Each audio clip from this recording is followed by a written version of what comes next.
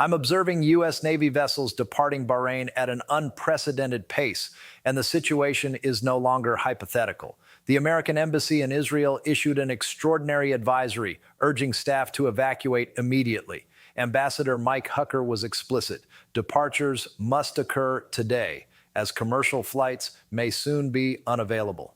Complicating matters further, Iran has already launched multiple ballistic missiles targeting American military installations throughout the Gulf. Key facilities under attack include Al Udeid Air Base in Qatar, the largest U.S. base in the Middle East, the U.S. Navy's 5th Fleet headquarters in Bahrain, and various bases in the UAE and Kuwait. Tragically, one civilian has already been killed in Abu Dhabi by debris from a missile interceptor.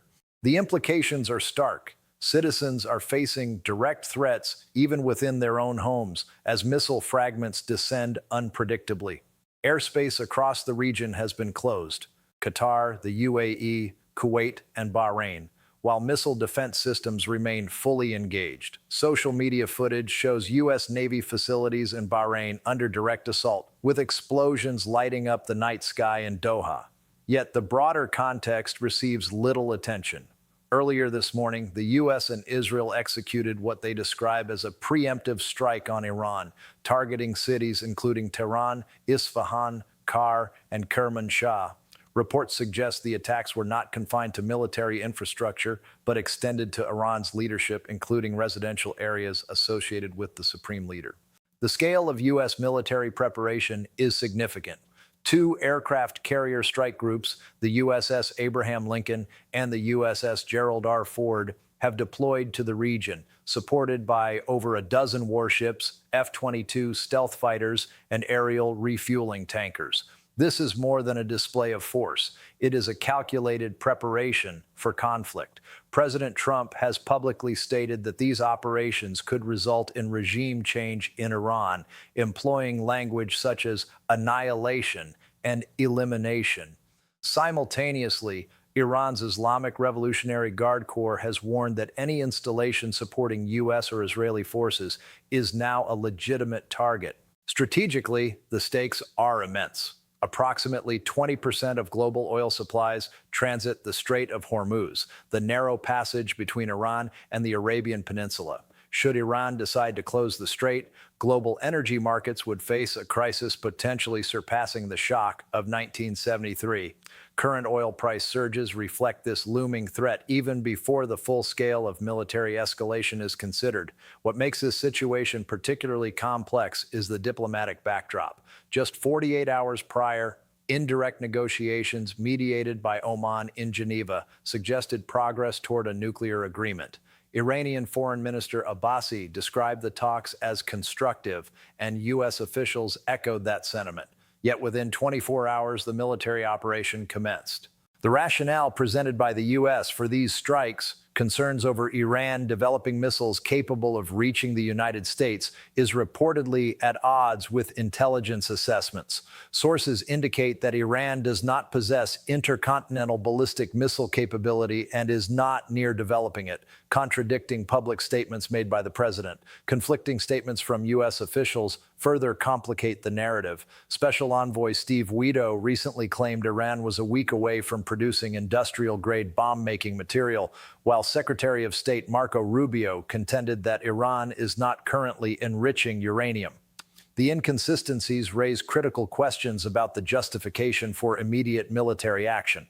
The history of U.S. operations adds another layer. In June 2025, Operation Midnight Hammer reportedly targeted and destroyed Iran's deep underground nuclear facilities. If that operation successfully neutralized the program, the rationale for renewed military action warrants scrutiny. What has changed, or is the official narrative diverging from reality? The developments are escalating rapidly. China has issued evacuation orders for its citizens in Iran, a directive beyond routine advisories, signaling intelligence that a catastrophic event is imminent. Chinese nationals in Israel have also been advised to take heightened security precautions. Such actions are rarely taken lightly, indicating serious concern over regional stability. Meanwhile, international aviation faces immediate disruption. The Netherlands-based airline KLM has suspended flights to Tel Aviv, and other carriers are actively rerouting. The U.S. Federal Aviation Administration will soon need to determine whether American carriers can operate near Gulf airspace. The potential impact on international travel is considerable, underscoring the global implications of this conflict. Iran, for its part, has declared the initial phase of its offensive complete, but emphasized that it is only the first wave of attacks. Verified footage shows ballistic missiles striking the naval support activity in Bahrain, a critical hub for the U.S. Fifth Fleet. Reports indicate the facility sustained a direct hit, with casualty details not yet released, often a signal of severe losses. In Qatar, 3 ballistic missiles were intercepted above Al Udeid Air Base by the Patriot defense system, narrowly preventing impact. Observers noted that aircraft had been evacuated hours prior, suggesting U.S. Central Command anticipated the attack. Similarly, the UAE intercepted several Iranian missiles, though not all were stopped. Considering the sophistication of Emirati air defenses, these breaches highlight the lethality of Iran's missile capabilities. Additional incidents have been reported across the Gulf. Explosions were heard near U.S. Army central installations in Kuwait, and Jordan intercepted missiles aimed at its territory. Explosions were also reported in Riyadh, Saudi Arabia. The message from Iran is unequivocal. Any nation hosting U.S. forces is now a potential target. The responses from regional states have been cautious but firm. Qatar condemned the Iranian strikes as a breach of sovereignty, while the UAE characterized them as a dangerous escalation. Both nations have traditionally sought neutral positions between Washington and Tehran. Iran's actions, however, have effectively forced these states to reassess their neutrality. Critically, the U.S. had already been quietly relocating military personnel from the region in the days leading up to these strikes. Hundreds of non-essential staff were moved out of Qatar, indicating prior knowledge of Iran's impending retaliation. Satellite imagery had identified new missile production facilities in Iran since January, confirming that the threat was being monitored.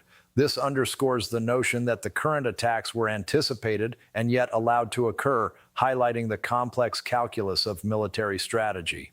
The timing of these strikes, immediately following ostensibly productive talks in Geneva, raises further questions about the underlying motives. Either negotiations were never intended to succeed, or external actions deliberately undermined them. According to sources familiar with the discussions, Iran was prepared to negotiate uranium enrichment levels and inspection protocols, suggesting that a framework for agreement was emerging before the U.S. and Israel launched strikes. President Trump framed his objectives as securing freedom for the Iranian people and safeguarding regional stability. Yet simultaneously, his administration is engaging in operations aimed at destroying the Iranian Navy and the Revolutionary Guard. The duality of these aims, promoting freedom while threatening comprehensive military annihilation, reflects the contradictions inherent in the current strategy. The Pentagon's contingency plans, updated since 2003, indicate that these are not limited tactical strikes. Rather, they outline comprehensive operations targeting Iran's entire military infrastructure, command hierarchy, and missile capabilities. The current escalation appears to mark the initiation of this broader campaign, signaling a potentially protracted and intense conflict.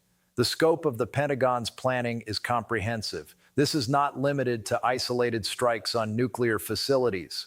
It encompasses the destruction of Iran's command infrastructure, naval capabilities, air defenses, and missile production sites.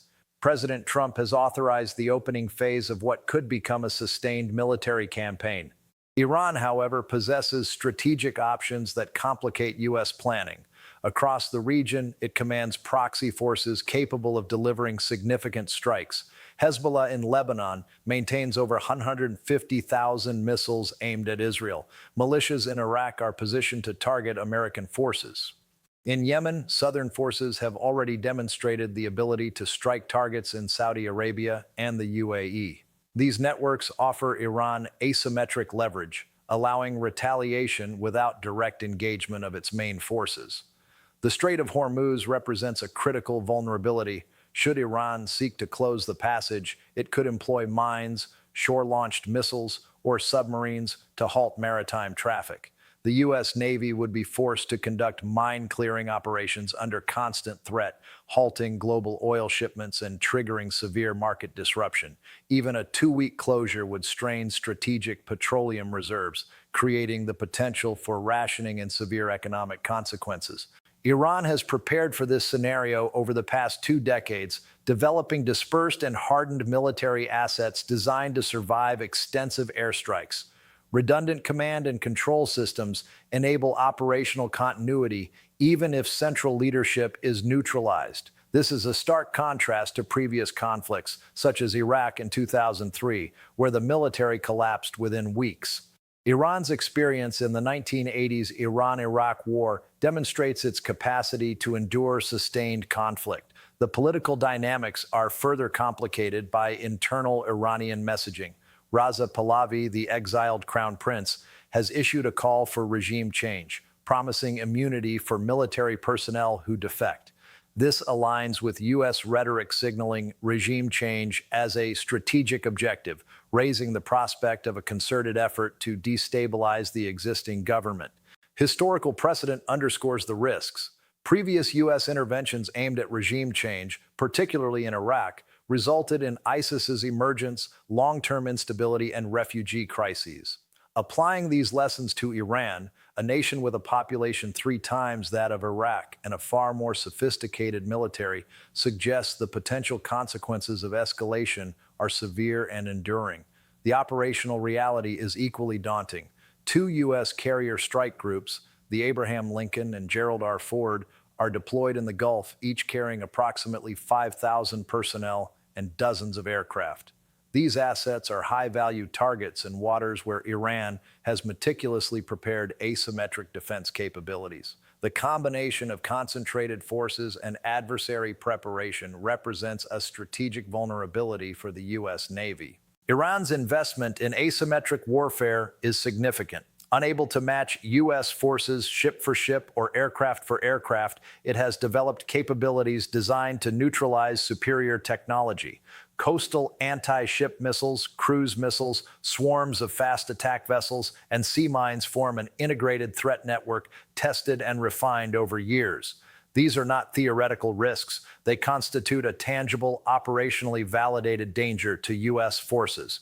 Additionally, the U.S. Navy has not engaged a peer or near-peer adversary in naval combat since World War II.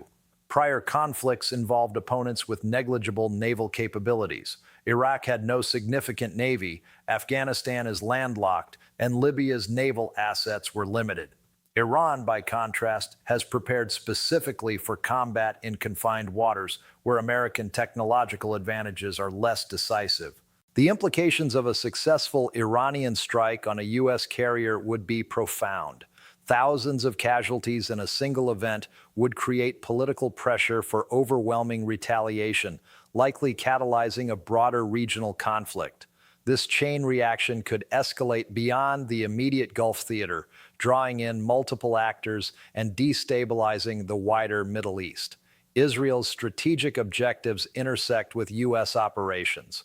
For over a decade, Israeli planners have pressed for the neutralization of Iran's nuclear program and military infrastructure. The current U.S. administration appears willing to act decisively, yet internal Pentagon assessments caution that a comprehensive campaign would be neither quick nor simple. Hundreds of targets, including hardened and underground facilities, would require sustained airstrikes over weeks or months, all while enduring Iranian counterattacks.